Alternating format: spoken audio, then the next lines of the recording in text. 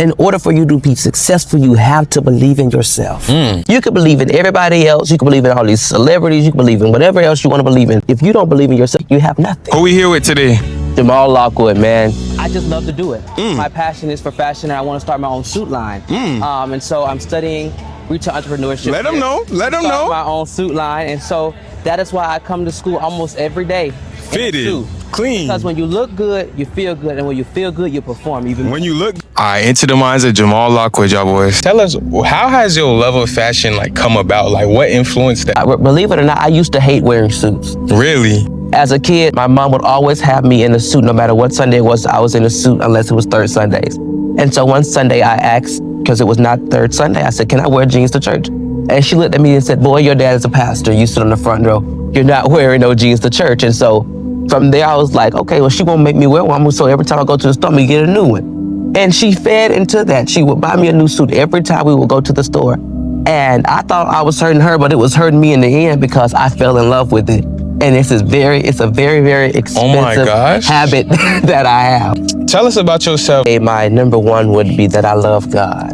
Oh. I love God and I love to go to church. My dad's a pastor. In PK? Gretna. Yeah, I am a PK. I don't know this, but at the age of 7, I was adopted. I was adopted. And you look at statistics and you look at people that are adoptees, some of them don't look like this. Favor. And favor. Ain't favor. Okay. So that's kind of where you get this fashion thing here from. Number 2, I love my family. Family is important to me, you know. Even with me working now, I still tell my job, listen, hey, I got a family outside of this job, so I have to do what I have to do to take care of them and help them, you know. Number 3, I'm very big on my education. I love school because I believe the more you know, the more powerful you could become. It is all about taking chances, so I love to take chances and I love to take risks. And I think that you can tell, number 4 would be my fashion sense. I love to get dressed up. You know, I tell people it's like a playground when I get up in the morning. I could picture an outfit and say, hey, Lockwood, we got to put it together. You know, that's all you got to do. You have to do it. Like a movie. Like a movie. Designer. Yeah, you just do it and you put it on. You be like, wow, that's really good. And 5, as it relates to my fashion, I love shopping. I love shopping. I love it. I like to buy all kinds of stuff, jewelry, cologne, clothes. It's just, it all comes together. Okay. So you can't love fashion without loving shopping. It just don't make sense. That's real. I am from Gaston County. So we're about 45 minutes out from Florida State. Okay. It's a drive, but I don't mind taking it. I don't mind taking that drive because I love Florida State. Your peoples gave you that structure like that. How does that influence your goals? Like in terms of like wanting to be like running for like city commissioner or like even like just aspiring to have your own suit line and stuff like that. Like how do you feel like they influence that? I would say that we never settle. You have to realize that when you settle, you sell yourself short. And so they never let me sell myself short. No matter if it was me wanting to do this or go here or go, whatever I wanted to do, they encouraged it, especially if it were something that was going to help me. They did not mind. They did not mind putting the money in. They did not mind putting the effort in. They didn't mind putting the time in. And so that inspired me because if they believe in me, why can't I believe in myself? Nobody should believe in you more than you believe in yourself. And so let me put the tea down, y'all.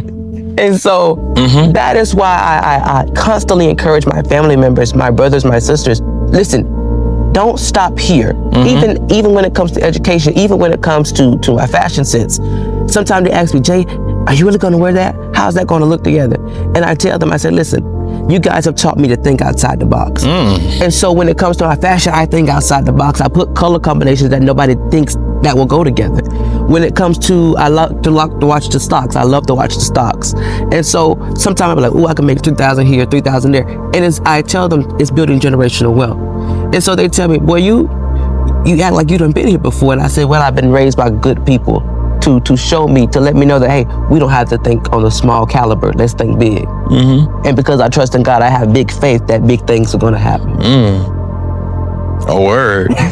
Dang, maybe you really need to be the pastor for real. That boy dropping words. There's a lot in what you just said. Like I feel like people also like we also lose sight of like just that desire and that passion for ourselves. Like having that much confidence and self-belief, like I feel like that shows. And like I feel like if nothing else, like when people look at you, I feel like they're gonna see like structure put together, but also like just a big dreamer. And I love that, bro. Like for real, I'm glad to see that, especially from a young black man, like to know your worth and to be able to like set big goals for yourself and tell yourself apart from when people have small minds on what you're trying to do. Like, how do you feel like you've built that? And why do you think you need that today more than anything else? Being a pastor's son, that's how I built Faith. Because sometimes you're gonna have people that say, well, you can't do all of that. Like I told them that I'm going to become a fashion designer and I will become a lawyer.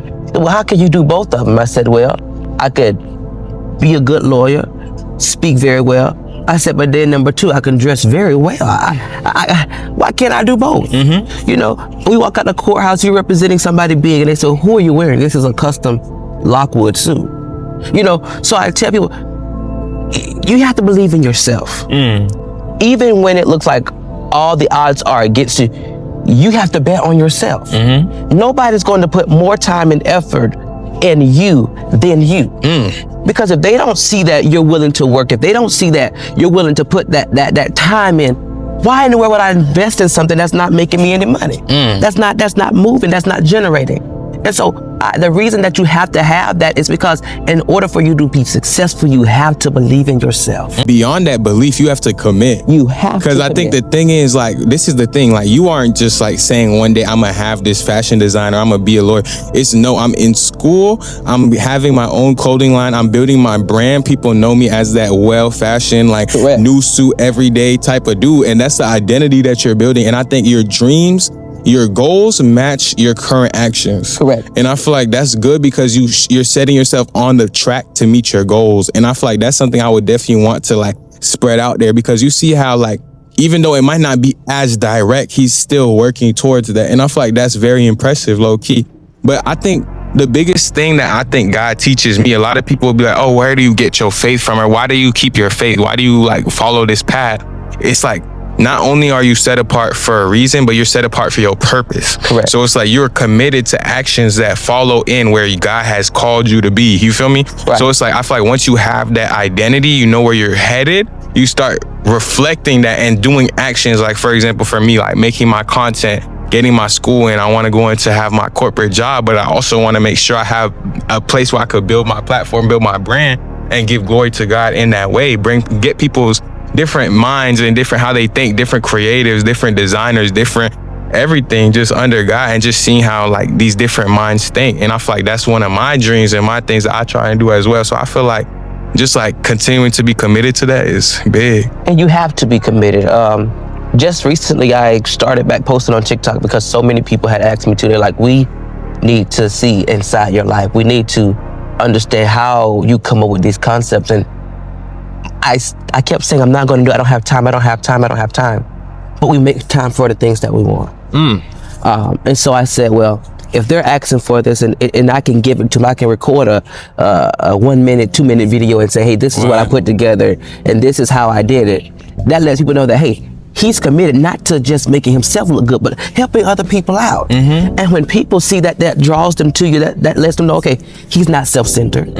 He doesn't mind helping people. And I always tell people, I have no reason to gatekeep anything. I'll tell people the cologne I have on, I'll tell people where I get my stuff from, because I want all people to look good. You know, back in the day, if we were at FAMU, back in the day, they said that the guys wore suits, the ladies wore dresses, and then they wore their heels.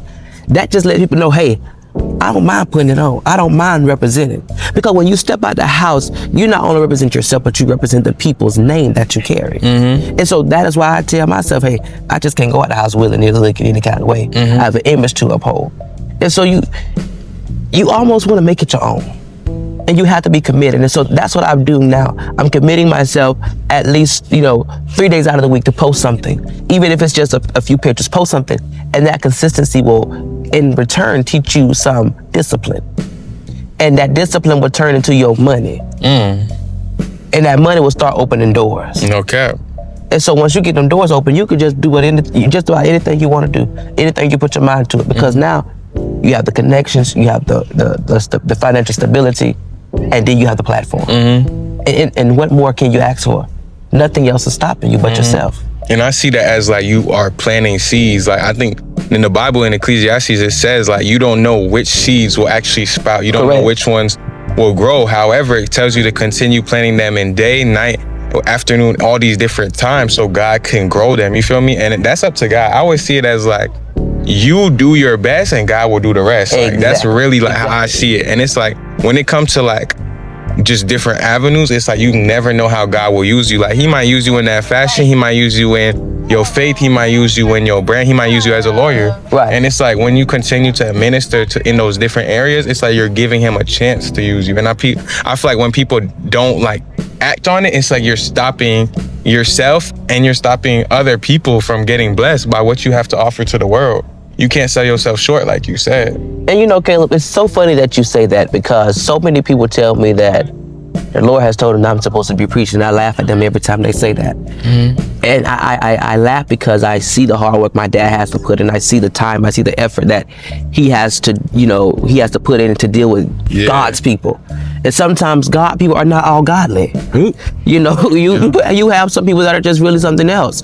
But, you have to give glory to God and you can't let that stop you. And I tell them, they were like, well, you're supposed to be speaking. I said, well, I don't have to be behind a pulpit to minister. Like what I'm doing right now, that's ministering to somebody. That's helping someone else out. And like you said about planting those seeds, you gotta first plant them. You gotta first dig the dirt up. You gotta first make the hole. Put the seeds in there. Water them. You just can't water them one day and forget to water them for a whole month. You gotta keep watering and keep watering. And then something's going to sprout. Because my grandma used to say like this, if you put your time in, payday is coming after a while.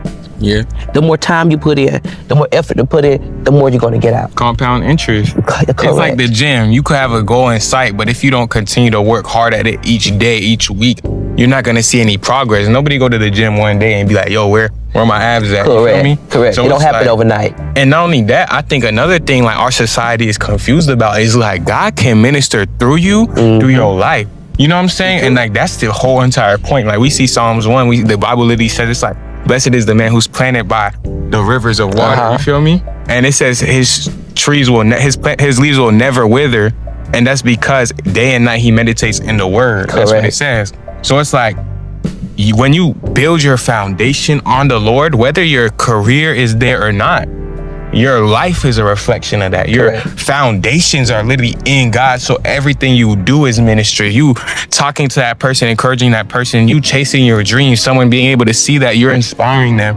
You feel me? And that's the thing that we don't understand. It's like, oh, God can only use this way. God can only use the pastor, but God is using the student just as much as he's using the pastor. That's what we don't hear.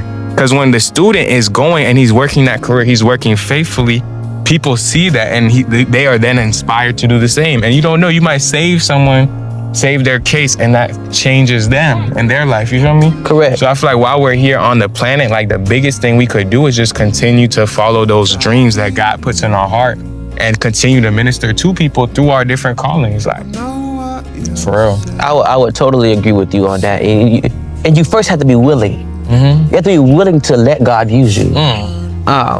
Sometimes we get misconstrued, like you said, oh, he can only use that person, he can only use that person. When they brought that question up to me, why not run for city commissioner? I said, well, why you can't find nobody else? Why you ask me? They didn't have nobody else that you could find? And I talked with, my cousin who's a commissioner, Rontarius Green. I talked with him and he said, Jay, why not you? You literally do the work. You have a heart for people. You love helping people. You've already won half the battle. The next battle is letting the people know, hey, this is what I want to do. This is how I want to help you. And I'm committed to serving you. Not only am I committed to serving you, but I'm also committed to getting a great education so that if I am to stay longer, I will be very, very beneficial to the community.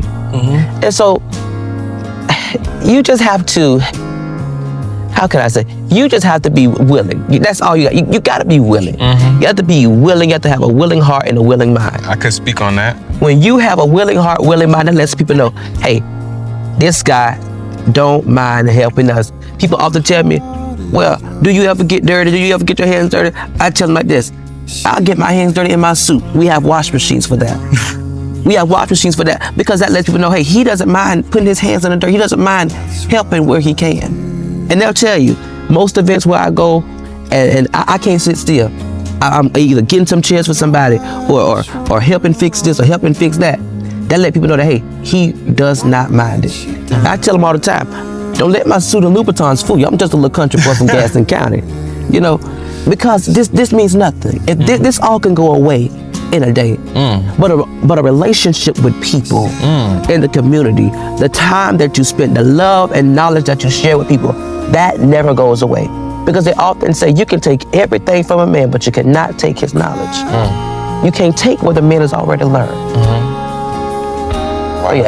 Yeah, no, and serving is a big thing. Like, I feel like God literally calls you to serve wherever you are, you feel me? And like impact everybody you are, because we are called to be the salt of the earth. Correct. And be set apart. But also, like, to what you said earlier, because you said you have to have a will to do that. And I feel like the thing is, most of us, when we get that calling on our lives, like when God first bring it to us, we always hit that like, okay, like what, like God, call someone else. Yes, next. absolutely. But it's like being able to go behind it. Oh my gosh, what's the story in the Bible where they say no to God initially, but they say yes later. And then there's another one who says yes to God and says yes later and says no later. I forgot the story, bro, so I'm not gonna bring it up. Dang. But nah, that's real. But I feel like the thing is, when God calls you and it says yes, or when God calls you and you say yes, then it's another end of that. It's like setting yourself apart and making sure your life reflects where he's calling you. Right. And getting yourself in order. Because the thing is, like, our yes gotta be our yes. And that's something God has like checked me. And it's like, you're saying yes, but it's like, put your money where your mouth is. Right. Put your time where your mouth is. It's like, follow me, make sure those actions reflect that. And I think that's what I'm trying to do now. Like, making sure I schedule an interview every week, making sure I get my camera in, making sure I keep accountable to my goals, applying XYZ. I feel like that's stewarding what God has given you. So are you stewarding what God has given you? That's a question you got to ask yourself. That's a really good question. And that's a great question to ask yourself, because he said, if you're faithful over a few things, I'll make you ruler over many. You have to take care of what God has already given you. People often ask me, why you have so many suits? And I tell them, because I take care of them. I take care of what, and a lot of my suits, I did not buy myself. They were gifts from my mom. They were gifts from my dad. And so that to me is special to me, because they don't have to do that stuff. But since somebody gave it to you, they bought it for you, you take care of it. And not only does that help you now, but it helps you later in the future, because that'll make you want to keep those relationships with those people that you built. I know a lot of people are, in business school. When you build those relationships are not just for right now, but they often tell us the relationships and the friendships that you build in college are lifetime friendships. And that's also why you can't look at relationships as a means to an end. Right. You can't look at people to serve you. You are not a king. That's why it's like, when you have that heart to like, oh, what can they do for me? What can I get from them? It's like, after they're not serving you, you kind of leave them in the dust. Right. But when you make those relationships and you constantly are building each other, you've poured into each other, you have a great relationship. I might not talk to them for a month, maybe a year, but when I hit them again, when we hit each other again, it's good vibes. We could work together, we could build together, we could grow together. It's like nothing changed, you feel me? Because we have like good relationships. But when you're just trying to use people, that's when you notice the difference. And like the Bible says, you will know them by their fruits. That's right. Look at the fruit of those relationships. If it's not something that's pouring into you, if it's not something that's actually feeding your spirit, if it's not someone you could confide and trust, it's like, is that really a relationship worth having? And you gotta cut those fruits that don't bear, those branches that bear no fruit, for real. You can't be afraid to cut them. Can't be afraid to cut them, especially not really about purpose. That's right. But as it relates to you saying, they're not there to serve you. Now my question to them would be, if Jesus came to the earth to serve, what make you think you can't serve? What makes you think you're better than Jesus? What make you think you better than Jesus? Yeah. And even at church, at pastor's anniversary, I sit at the pastor's table. But before I said at pastor, I said, well, can I help y'all do this? Can I help you do that? And they'll say, will you sit down? We have this. This is y'all day. We want to celebrate the family. We want to let y'all enjoy yourself today. This is the one day you don't have to work and you're still trying to work. But that's what my dad has taught me.